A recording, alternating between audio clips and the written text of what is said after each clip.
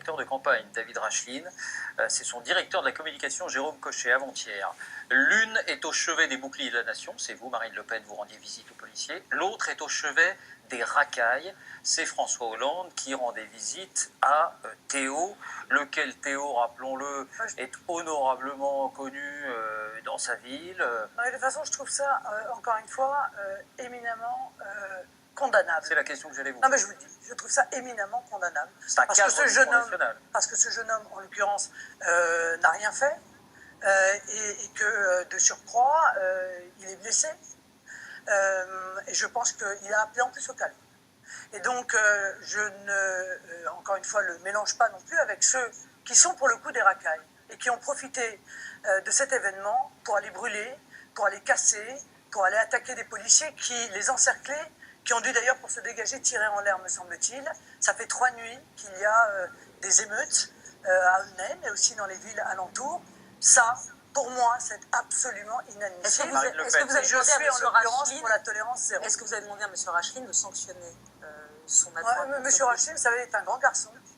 Et je pense que s'il veut sanctionner son assistant, je ne sais pas ce qu'il est exactement, je ne le connais pas moi. Il est directeur de la communication de David Racheline. Il ne doit pas être si important que ça.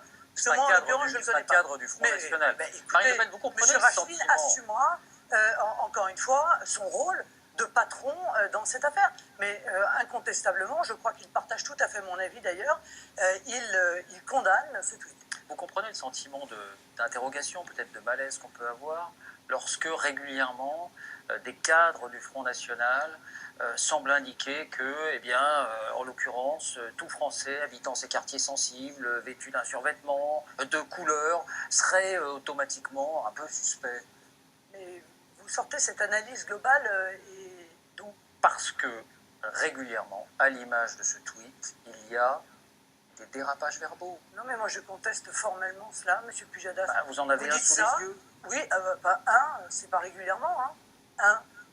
Voilà, je pense que, vous savez, des tweets qui sont malvenus, maladroits, on en voit un peu partout. Ça ne dit rien du Front National. Y compris de la part de journalistes, je vous signale, qui s'empressent en général d'ailleurs de retirer après que nous nous soyons plaints. Bon, voilà, c'est le problème du tweet, c'est que parfois les gens réagissent avant même d'avoir pensé. Mais très objectivement, je pense que ça frappe à peu près tout le monde, à peu près tous les partis politiques, mais également le monde médiatique. Alors,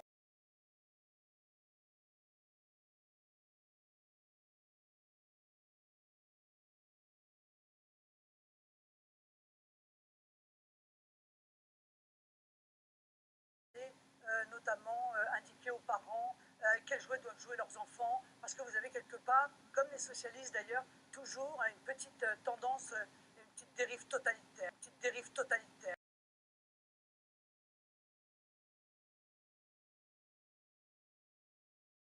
Avec la République française, et vous donnez aux musulmans les moyens de pratiquer leur religion, ou vous dites l'inverse, vous dites ce n'est pas compatible, et c'est les raisons pour lesquelles je refuse toute visibilité dans l'espace public. Monsieur Béjean, je vais être très clair. Je suis pour la liberté religieuse, j'y suis extrêmement attaché. Voilà. Chacun peut avoir des convictions religieuses et chacun peut exercer sa religion en France. Mais je suis laïque, je suis pour la défense de la France laïque. Et je considère en effet que les signes ostensibles doivent être bannis de l'espace public. Je suis pour que la loi de 2004 soit élargie à l'ensemble de l'espace public. Voilà, c'est ainsi, c'est ma position.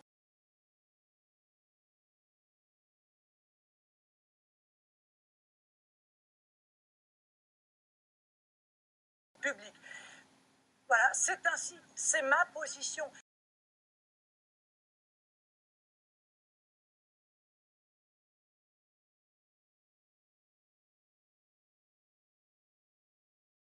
Et il me semble, Madame Najat Vallaud-Belkacem, que vous avez interdit une école, je crois, fondamentaliste. Oui, bien entendu. Oui. Elle est toujours ouverte. Non, vous avez tellement d'autorité que vous n'avez attendez, même pas réussi à la Madame Le Pen, parce que Madame vous Le Pen, vous mentez. C'est moi qui ai saisi. Vous mentez, Madame Le Pen. C'est moi qui ai saisi la justice sur cette école.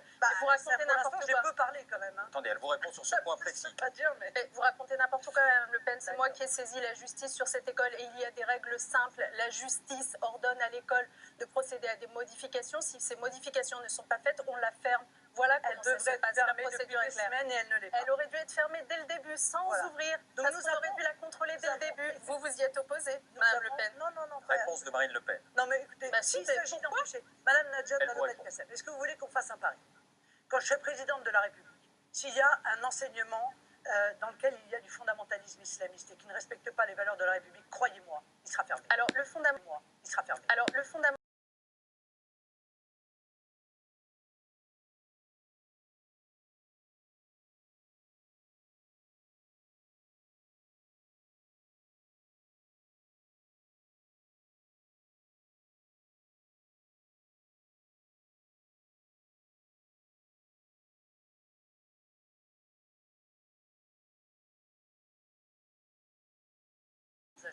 Vous avez une femme. D'abord, j'ai deux choses à vous dire. La première chose, c'est faites-y bien attention, parce que l'Union européenne a mis en place des règles qui leur permettent, si votre banque fait faillite, d'aller puiser directement dans vos comptes en banque, Là, comme ils l'ont fait. on dévie.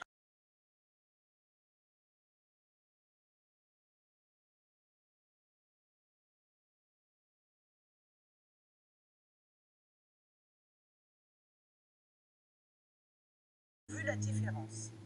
Avez-vous vu la différence? Est-ce que depuis 4 ans, vous avez le sentiment que votre épargne a baissé de 30%?